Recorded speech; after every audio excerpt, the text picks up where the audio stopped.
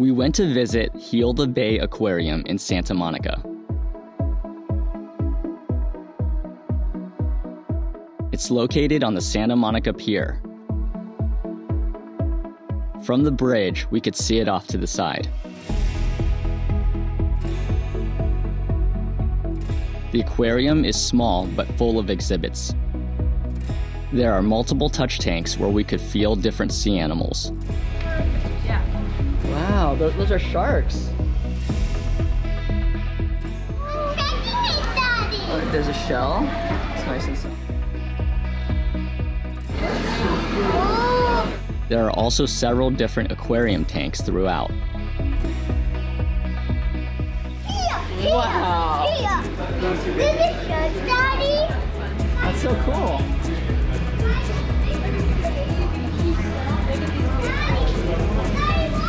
Oh yeah, wow. I know these are jellyfish.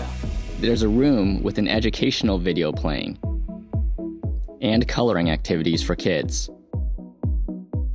Yeah? Look at this fish. Yeah, it's a fish head. Daddy.